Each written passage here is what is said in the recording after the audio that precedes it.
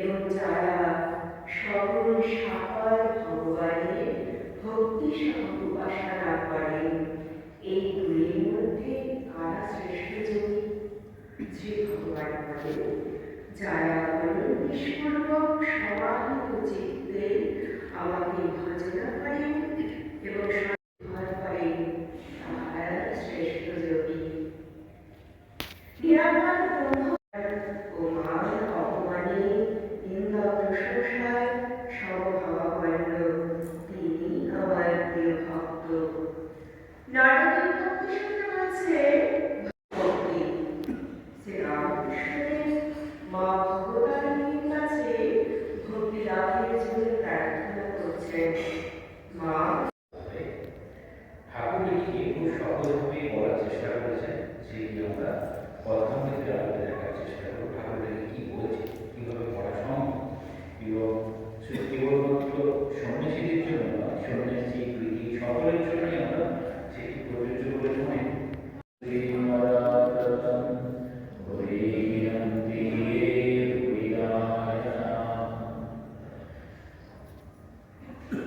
এই গোপীগীতা যে অংশে বলা হয় যে কথামৃত, সেটি আমরা দেখব যে এই আমরা যে কর্ম করি, কত রকম কর্ম করি, কর্মটা কি সত্যি আমাদের কর্ম না কর্মের ফলাকাঙ্ক্ষাই আমাদের কর্ম?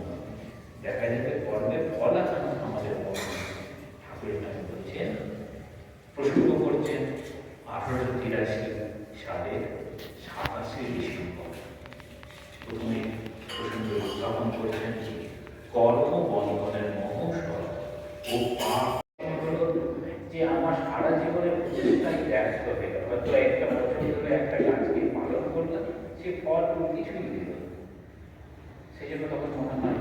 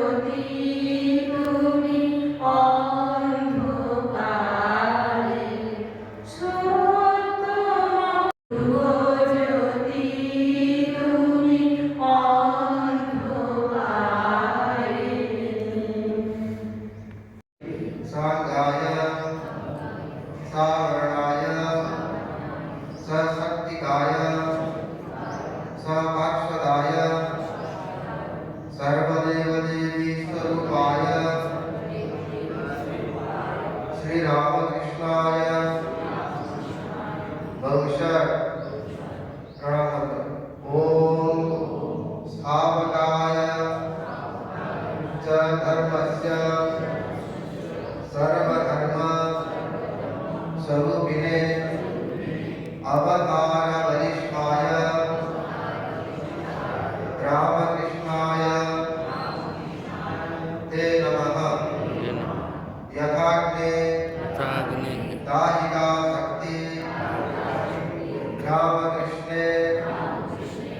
गीता हिया सर्वविद्या स्वरूपां तां शारदां प्रणमाम्यहं परतत्त्वे परतत्ते सदा लीनो रामकृष्ण समाख्या यो धर्मस्थापनरतो वीरेशं तं नमाम्यहम्।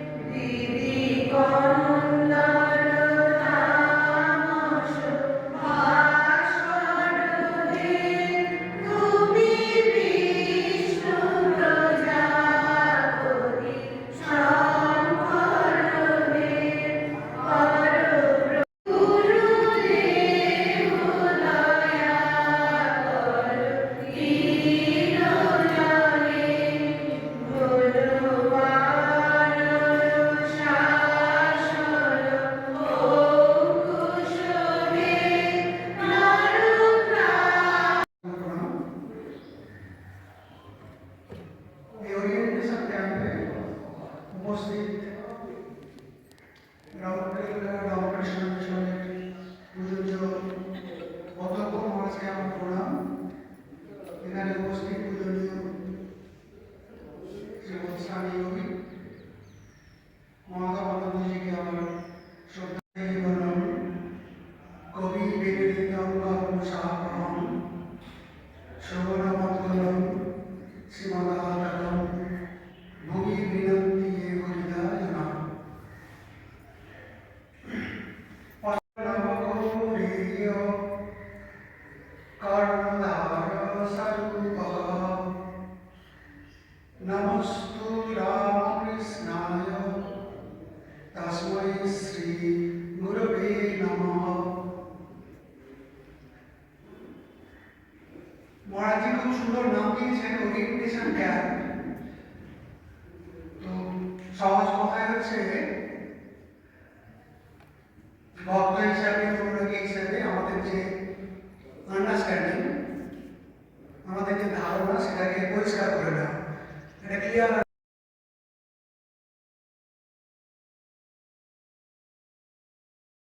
সব সঙ্গে কথা বলা হয়েছে। যেখানে ঈশ্বর চিন্তা হয়, সাধুকে দেখলে ঈশ্বরের ভিতর রাত দিন থাকলে ঈশ্বরের মন হয় না, নির্জনে গিয়ে থাকতে হয়, সম্ভব নয়। গীতাতে খুব সুন্দর বলেছেন, ভোগ্য বিষয়ের নিরন্তর চিন্তার ফলে তাদের আসক্তি জন্মে এবং তা পাওয়ার ইচ্ছা হয়। ওই কামনা প্রতিহত ক্রোধ উৎপন্ন হয়। ক্রোধের ফলে কি হয়? মানুষ দিক বিদিক জ্ঞান হারা হয়ে যায়। তখন কর্তব্য অকর্তব্য নির্ণয়ের ক্ষমতা থাকে না। হৃদয় জ্ঞান শূন্য হয়ে মনুষ্যত্ব রূপের ফলে মানুষ পশুকে পর্যায়ে দেখে যায়। মনুষ্যত্ব নাচই মানুষের পক্ষে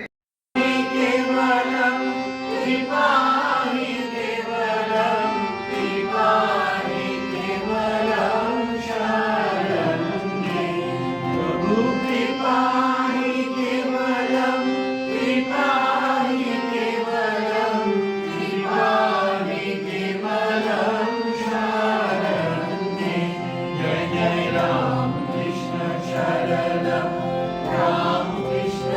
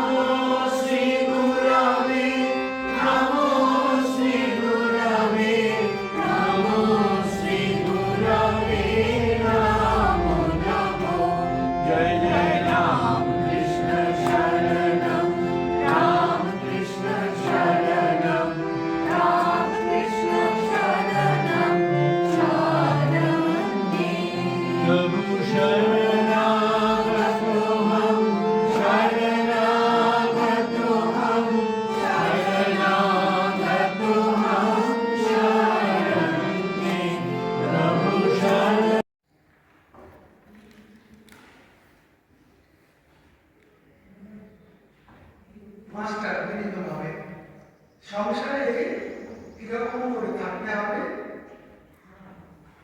গৃহস্থ সন্ন্যাস উপায় নির্জনে সাধন। শ্রীরামকৃষ্ণ সব কাজ করবে কিন্তু মন ঈশ্বরের রাখবে। স্ত্রী, পুত্র, বাপ, মা সকলকে নিয়ে থাকবে ও সেবা করবে যেন কত আপনার লোক, কিন্তু মনে জানবে যে তারা তোমার কেউ নয়।